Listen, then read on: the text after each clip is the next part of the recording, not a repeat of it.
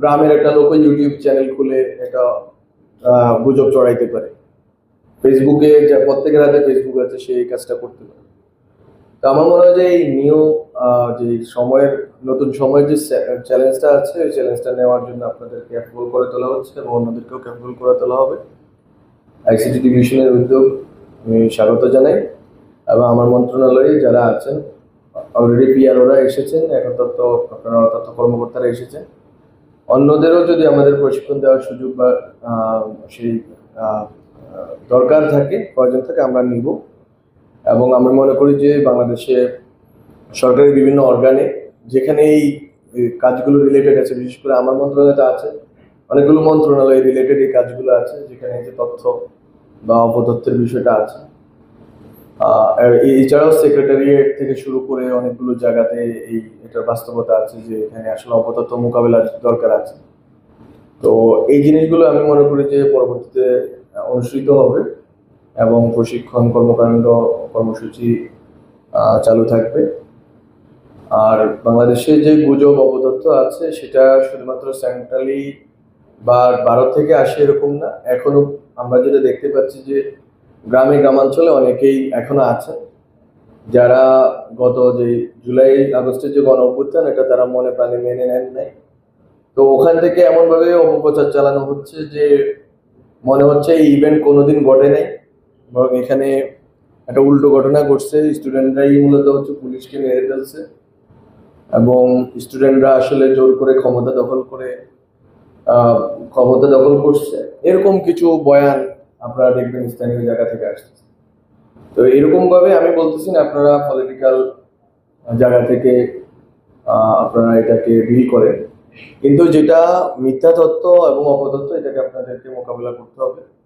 এবং এটার সাথে ধর্মীয় কিছু ইস্যু আছে। আমি মনে করি বাংলাদেশের সমাজ যেহেতু ধর্মীয়, একটা আবেগ আছে মানুষের ভিতরে।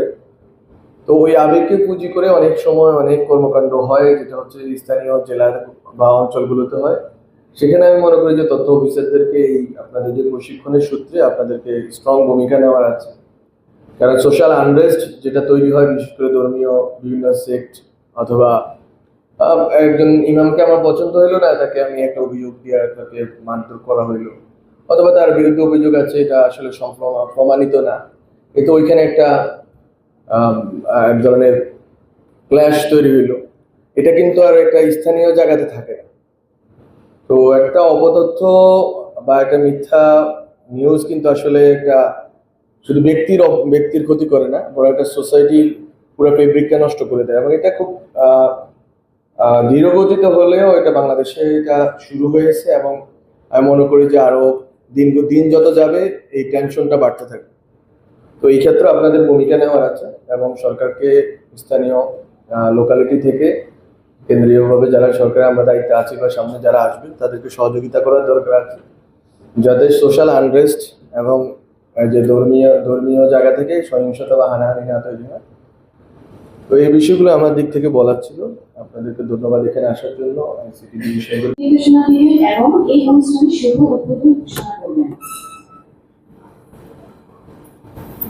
সবাইকে সালাম এবং শুভেচ্ছা।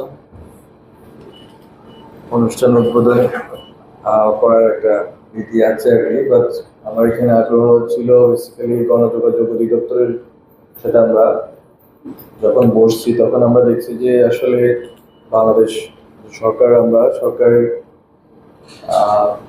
লোকালি রিচ করার মতো অর্গান আছে আমার মন্ত্রণালয়ের অধীনে, গণযোগাযোগ অধিদপ্তর।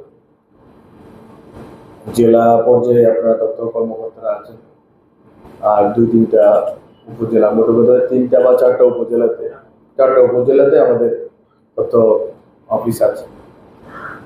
তো আসলে বাংলাদেশে আগে যেটা হইতো যেটা হচ্ছে পলিটিক্যাল গভর্নমেন্ট নিজের দলীয় যে রাজনীতিক ম্যানিফেস্টো বা রাজনৈতিক যে বক্তব্য এটা প্রচার করত, আর টেকনিকের জায়গা থেকে অথবা টেকনোলজির জায়গা থেকেও আগে এক ধরনের সীমাবদ্ধতা ছিল বা আগে এক ধরনের চল ছিল, এখন এটা নাই, বরং আমরা এখন একটা ডিজিটাল এজে আছি।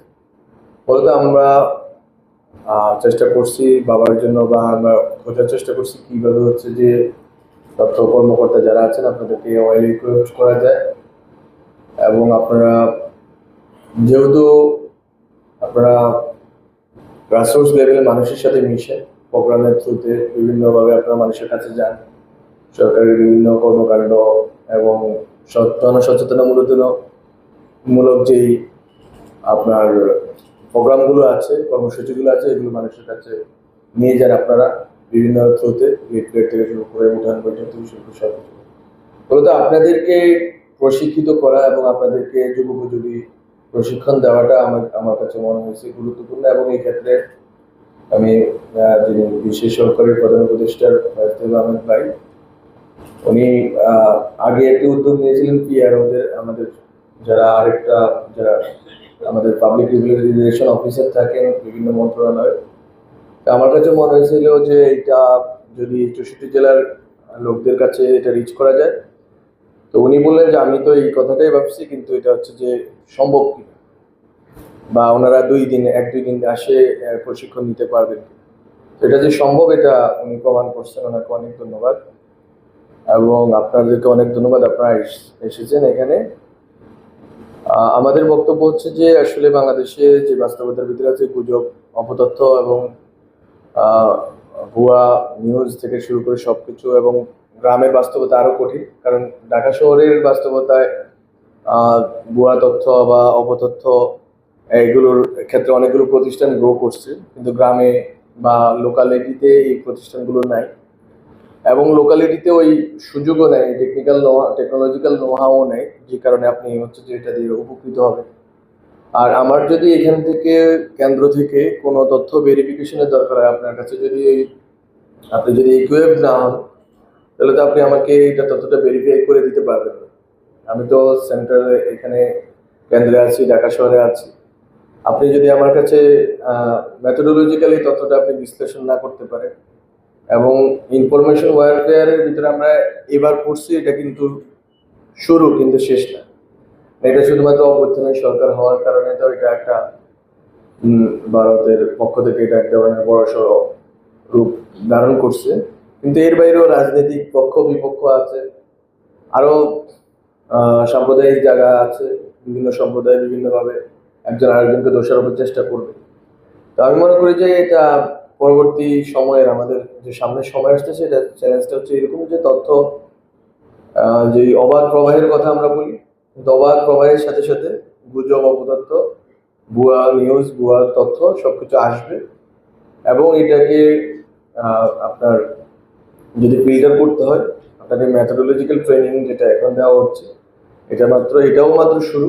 আপনাকে আরো ভালো মতো ইকুইপড হতে হবে, এবং এই অপতথ্য এবং ভুয়া সংবাদ নিউজ এগুলোকে মোকাবেলার জন্য আপনাদেরকে যোগ্য হয়ে উঠতে হবে।